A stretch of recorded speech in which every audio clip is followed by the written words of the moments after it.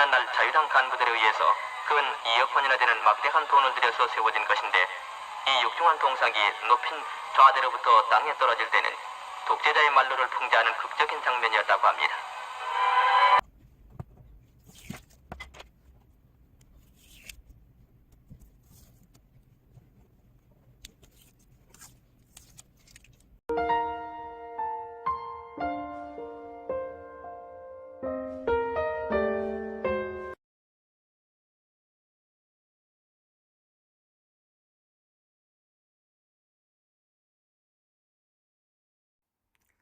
기독교 우파분의 블로그를 보다 깜짝 놀랐습니다.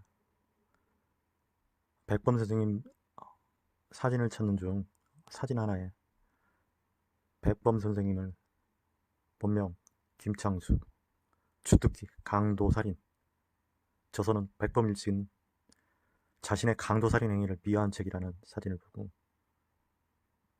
기독교 우파와 뉴라이트, 보수, 국부라 이야기하는 기독교 장로인 독립운동가이자 양민학살, 부정선거, 민주주의를 훼손시킨 이승만 전 대통령 드로잉을 이승만 전 대통령의 공 그리고 과 영상을 같이 편집 정리하도록 하겠습니다.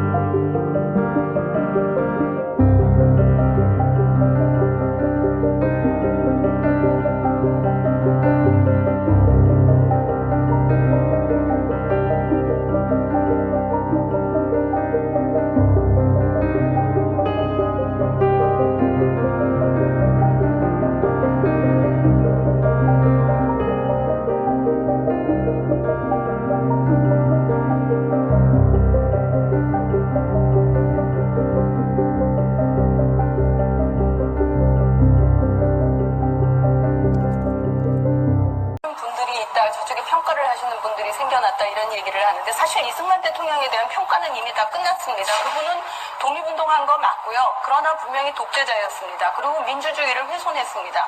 아프리카에 굉장히 많은 독립운동을 한 건국 대통령들이 많습니다. 모부투 세세세코니 굉장히 이름을 대면 여러 명이 나오는데 그 사람들이 결국엔 30년씩 집권하면서 민주주의 다 훼손해서 결국에는 굉장히 부끄러운 모습으로 쫓겨났습니다. 아마 이승만 대통령도 우리나라에서 우리나라 사람들이 그렇게 의거를 일으켜서 쫓아내지 않았으면은 그런 굉장히 추한 모습으로 물러났을 겁니다. 그나마 그 정도로 끝난 것이 그 사람 덕분이 아니라 우리나라 사람들이 똑똑했고 현명했고 민주화 의지를 가졌기 때문입니다. 그렇게 많은 정적을 살해하고 그렇게 많은 양민을 학살하고 그리고 한국 동란 중에 개헌을 자기의 권력을 지키기 위해 개헌한 사람을 갑자기 건국의 아버지로 추앙하겠다는 뜻을 저는 도대체 이해할 수가 없습니다. 여기 모든 것이 나쁘다고 얘기하지 않습니다. 이승만 대통령이 미국에서 박사까지 하신 분이고 더군다나 또 굉장히 좋은 대학에서 했습니다. 아주 영어 잘하시고 또 그 미국과의 외교 관계에서 굉장히 능란한 외교를 폈다는 거 다 인정합니다. 그거 이미 지금 인정하는 게 아니라 벌써 몇십 년 전에 다 인정 끝난 겁니다. 그리고 그분이 독재했다는 것도 다 인정 끝난 건데 지금 새삼 과거에 그것 때문에 그때 이승만 대통령이 아니었으면 우리는 민주주의가 없었을 것이기 때문에 건국의 대통령으로 건국의 아버지로 세우자. 이런 것은 과장이라는 것이죠. 왜냐하면 소련에 이미 그 소련 정부의 친정부 김일성 정권이 들어서려고 한 것이기 때문에 미국은 이 남쪽 반쪽을 포기하지 않습니다. 그런 측면에서 전체적인 세계사의 흐름이 이루어지는 것이지 이승만 대통령 때문에 그것이 이루어졌다.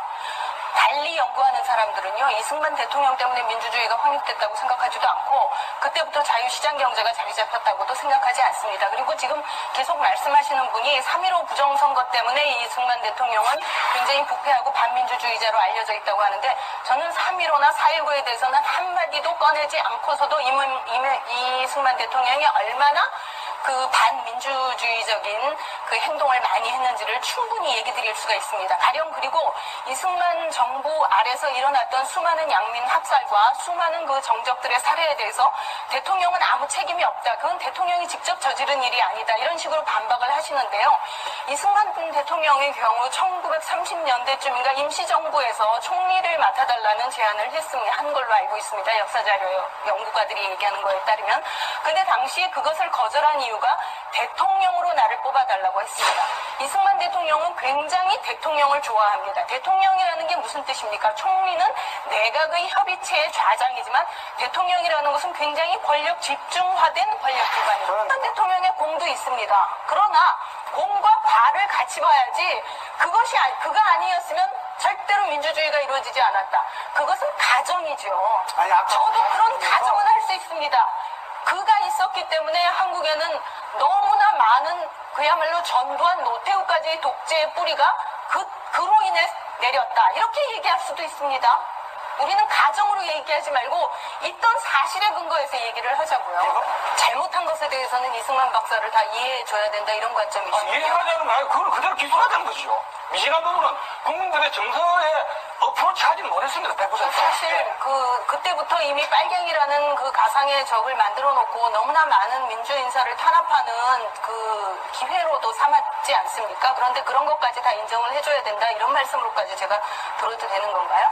가령 일제시대 때 우리나라 많은 독립운동가들이 많이 공산당과 협력을 한 케이스가 있습니다. 근데 그 사람들이 다 공산주의자가 아닙니다. 왜냐하면 중국에서 활동을 할 때 국민당 정부가 굉장히 일본에 대해서 수용적이었기 때문에 그거에 대해서 반대로 굉장히 빳빳한 공산당 사람들과 협력을 했지 공산주의자가 아닌 사람들이 많았습니다. 그런데 그것을 빌미로 굉장히 이승만은 그 자기의 정적들을 제거하는 데 많이 활용을 했습니다. 가령 조봉암 선생님 같은 경우 최근에 이제 그 과거의 사법 판결 사형이 잘못됐다는 재판도 났습니다만은 그분도 분명히 박헌영 일파와도 더 이상은 협력이 안 돼, 더 이상 협의가 안 된다 그래서는 포기하고 민족주의자로 활동을 하셨습니다. 그런데 어느 날 이 사람은 빨갱이로부터 비밀 정치자금을 받았다는 올가미를 쓰고 사형이 됐어야 됐습니다.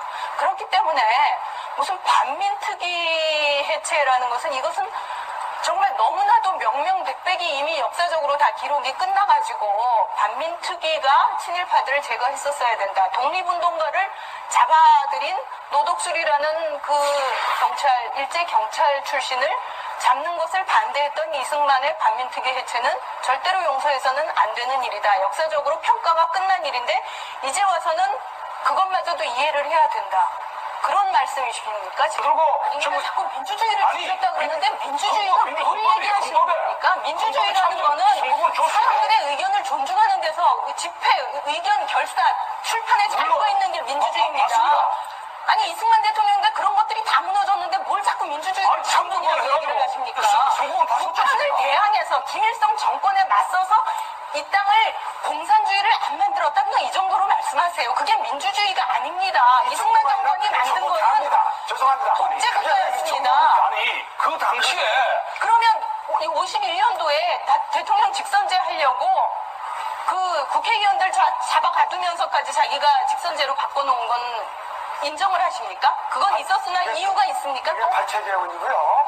그게 그 말씀 하시는데. 그다음에 4.4.5 폐헌도 이유가 있고 명분이 있는 운동가 얘기를 겁니까? 하나 다 못했어요. 얘기를 자꾸 듣다 보니까요. 스페인의 프랑코 총통하고요. 칠레의 피노체트가 떠오릅니다. 프랑코도 국가의 혼란을 막기 위해서 진압을 해가지고 독재를 했습니다. 프랑코는요. 나중에는 뭐 정치 사람들이 만족할 만큼 그렇게 심한 학살도 없이 순탄하게 이끌어다가다가 왕정을 만들어가지고 이양까지 잘했습니다. 그러나 프랑코를 스페인에서 그렇게 추앙한다는 얘기를 전 들어본 바가 없습니다. 피노체트는 아주 이승만 대통령과 흡사하네요. 두 분의 말씀을 들으니까 더 그렇습니다.